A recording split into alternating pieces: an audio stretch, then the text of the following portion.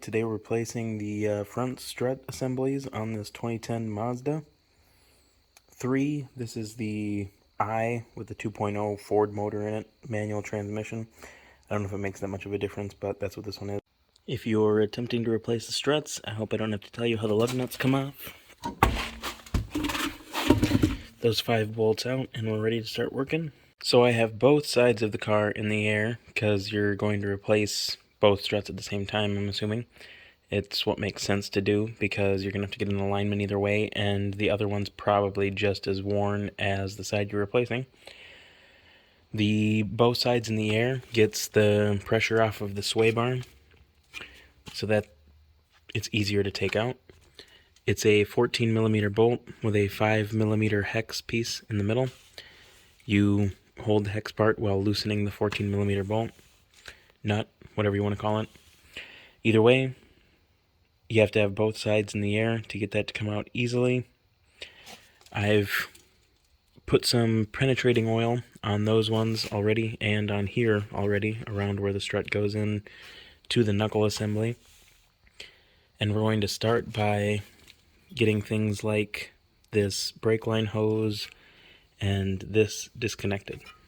Alright, so to get this brake hose disconnected, pretty simple. That piece is holding this in there. With that off, we can take the hose out. Now we're going to be getting the caliper off. It's two 17mm bolts on the back there, 1 and 2.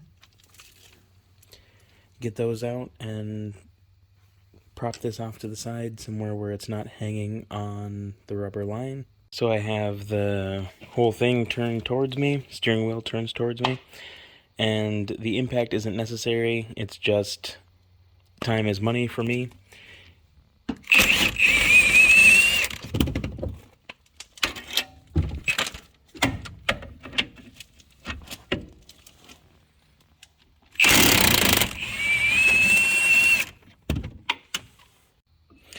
And we got this caliper off. Now, I mean, there are a couple of ways to do it. You just don't want to hang it so that the weight of the caliper is on this rubber line, because then it will end up leaking brake fluid and you'll have to replace that too.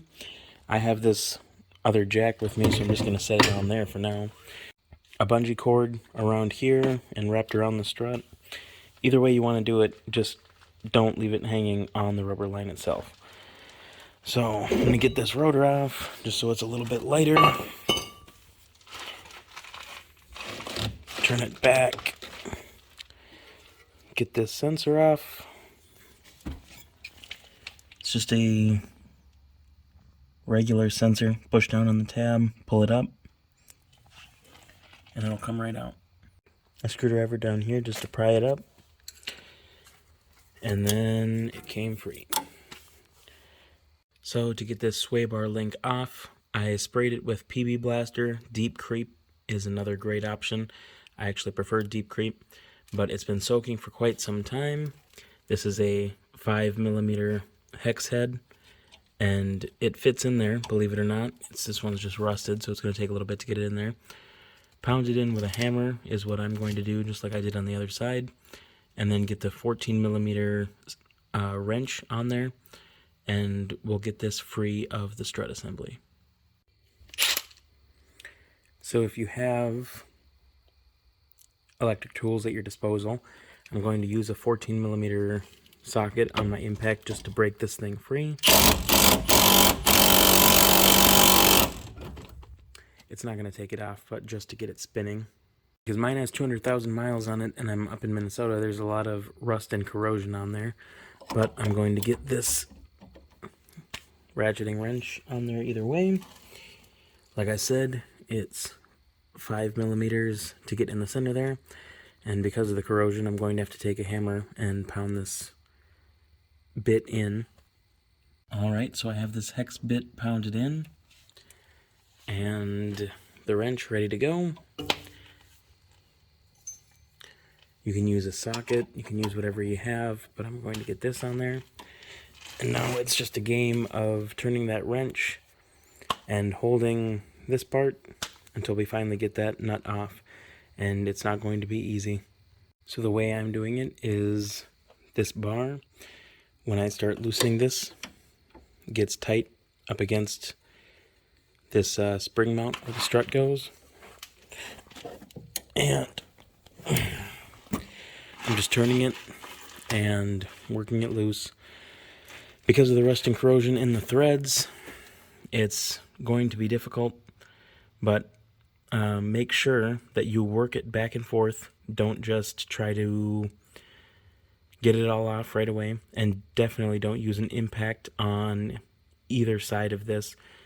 You don't want to strip it out because then you'll need new end links for your sway bar.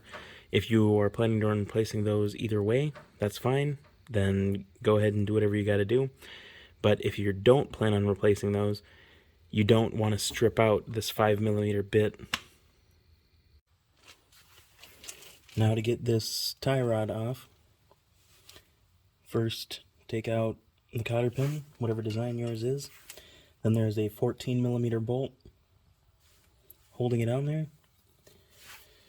And then these are pressed in to the knuckle, so you have to take a hammer and hit it right here just enough times until it falls out. Not that easy, I already had it.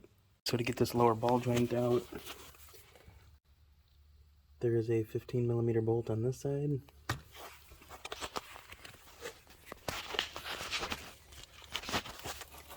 And a 15mm nut on this side.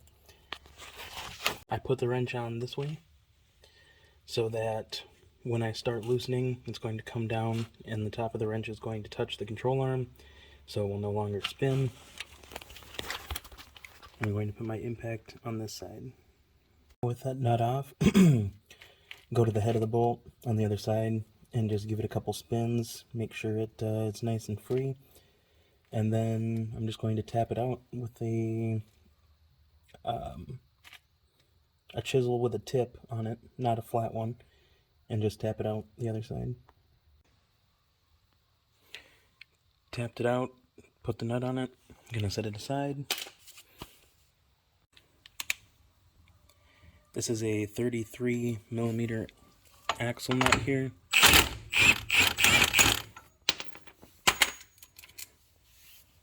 Alright, so hopefully yours isn't old and rusted like this one is, but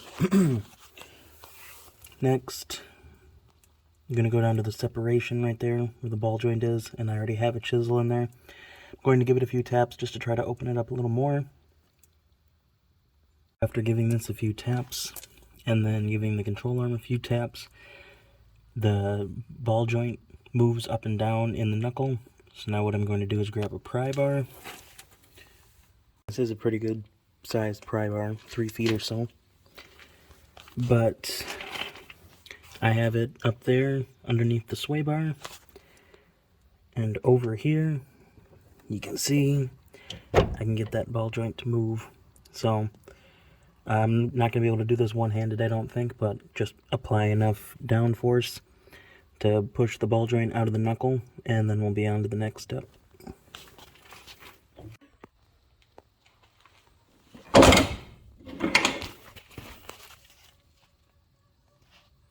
Broke it free. It's no longer in there. So next, hopefully your CV axle isn't just rusted stuck in there, but if it is, don't go hammering on it. I have a ball peen hammer. I'm taking the round end and putting it inside the little dimple in there, and then I'll take my other hammer, Big Jim, and hit the face of this hammer to knock it out. You just don't want to balloon out or mushroom out these threads there by just hitting it. So I got it pushed in far enough. Now I'm going to give it the old reach around and just wiggle it out. So now it's no longer in there, and this should be ready to take out. So I turned this to the side, pulled it forward since it's not connected to the lower control arm anymore, slipped this out. I have my caliper sitting over here just so there isn't any tension on this line. And Now I'm going to be taking out the 3 strut bolts up there, taking this assembly out. These 3 mount bolts up here are also 14 millimeters.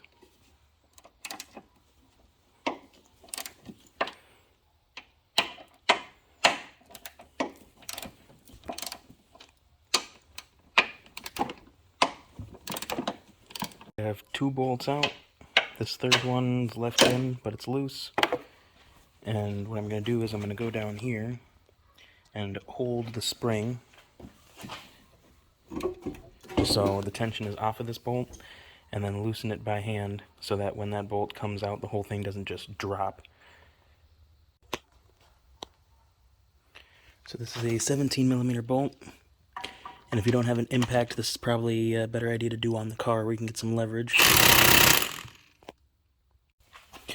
So, bolts out. I sprayed this with penetrating oil before I started taking anything apart, just to get it loosened up. So now the game is basically some taps there, some taps there to get this thing broken apart so we can get the new one in there. So I realize most of you probably don't have workbenches and sawhorses, things like that. So what I did is left it connected on the top. It's loosened up just a little bit. You can see the corrosion's cracked. And now I'm just going to use this bolted in the car and this not being attached to anything to get some good hits in here. To get this the rest of the way off. And as you can see, slowly but surely we're getting these 200,000 mile rusted up struts out. Just in case you were losing faith, it's almost off. So now that that's disconnected, that's not attached to anything, new strut is ready to go in there after I probably clean it up a little bit. I'll take the bolts back out of the top that we're holding this in, and I'll take it off the car again. So I just have this braced up, and hopefully you opened up that gap a little bit. This really shouldn't take too much pressure to pound on, but that's all I'm going to do. Whoever was in here before. Alright, so the new shiny one is bolted in, and now we're just working on putting it back together.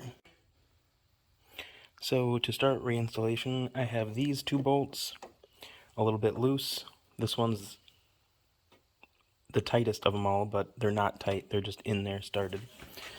And that is so when I come down here, I can still bring this towards me enough to get the CV axle back into the hub.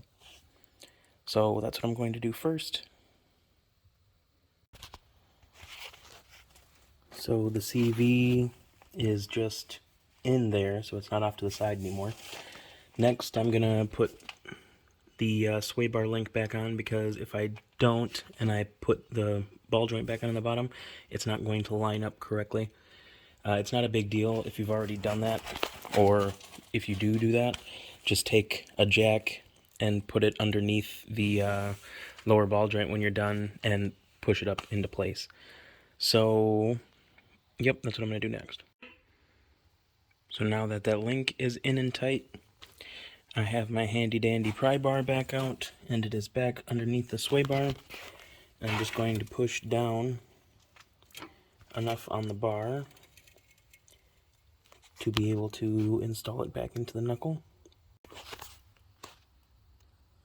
So now that it's close and everything's starting to come into its place, I put this nut on, and I'm going to run that in. I'm not going to tighten it down yet, just so I can get more clearance to push this in and get that ball joint lined up on the bottom.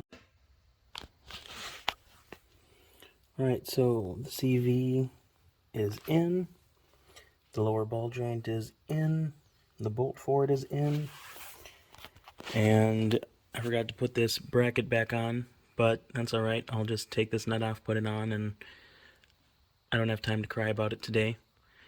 Get this brake caliper hose back in and connected, put the brakes back on, and we'll be home free. Alright, and top to bottom,